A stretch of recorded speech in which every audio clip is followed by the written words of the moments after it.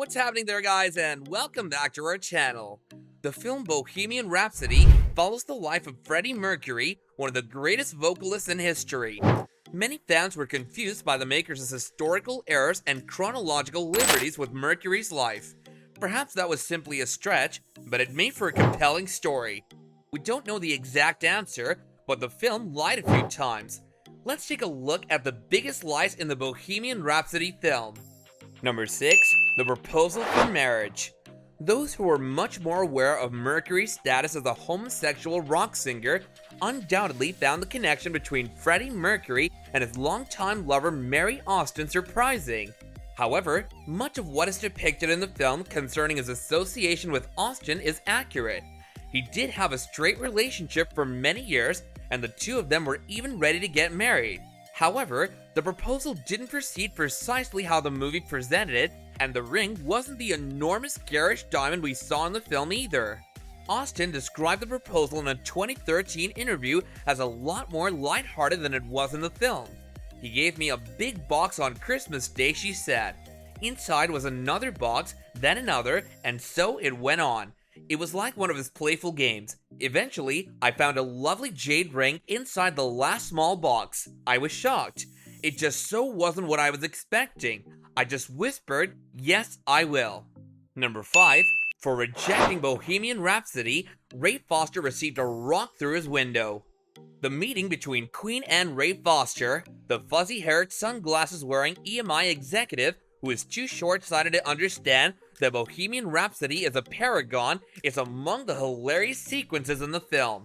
Mike Myers plays Foster, and the entire sequence is an homage to an iconic scene in the Wayne's World movie in which Myers and his head-banging mates are rocking out in a car to the famed hymn. Foster laments that Bohemian Rhapsody is 6 bloody minutes long and that the band's next song should be "I'm in love with my car." He exclaims, "That's the kind of song teenagers can crank up the volume in their car and bang their heads to. That song will never be Bohemian Rhapsody." It's a hilarious scene, especially if you're a Wayne's World fan, and it should go without saying that it never happened. Not just that, but Ray Foster was a fictitious character. He's based on EMI president Roy Featherstone, who thought Bohemian Rhapsody was too lengthy to be a single, according to Rolling Stone. However, the remainder of the action, as well as the persona, is entirely made up. Number 4. John Reid fired by Freddie Mercury in the back of a limo. We, the audience, are just beginning to realize how much we should despise Paul Prencher when Queen's manager John Reid softly proposes that Freddie Mercury consider producing a solo album. Mercury kicks Reid out of the vehicle when Prencher, who in an earlier scene suggests that the solo album concept will go down better if it comes from Reid, emphatically denies having anything to do with the idea. It didn't happen that way, according to Ultimate Classic Rock. In truth, Reid's exit was fairly underwhelming, with something along the lines of, "I'm leaving, okay, cool." Reid quit Queen in 1977, but the band still has happy memories of their time together. In the 2011 Queen documentary Days of Our Lives, Taylor noted, "We had a good working relationship with John. He was very fiery and very feisty, but so were we, so we weren't scared of him." Number 3. Freddies Diagnosis was received just before he performed at Live Aid. We witnessed Mercury's health deteriorating while he works on his solo record, not long before the epic Live Aid performance that concludes the film in what is possibly the most significant departure from the Freddie Mercury story taken by filmmakers. Mercury informs his band members that he has AIDS a little before Live Aid, and they gather around him in sympathy. However, according to Ultimate Classic Rock, the film had the dates mixed up. Mercury wasn't diagnosed until 1987, 2 years after Live Aid, according to most reports. The filmmakers wanted to tell an inspirational story about a man who climbed to popularity rather than a sad one about a man in decline.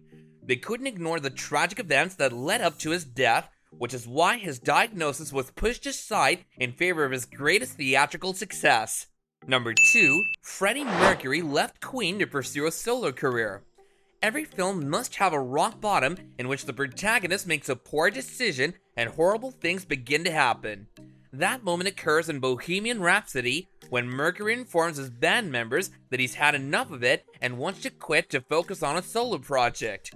His comrades are horrified and deceived, and they all quit on terrible terms, with Taylor accusing them of, "You just killed Queen."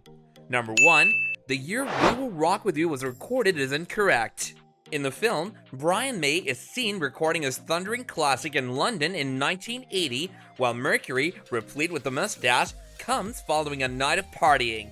In truth, Fred was completely shaved when the song was recorded for the News of the World album in 1977.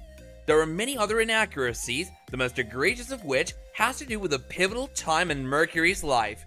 So what's the most profound and most ridiculous inaccuracy that you noticed in the film?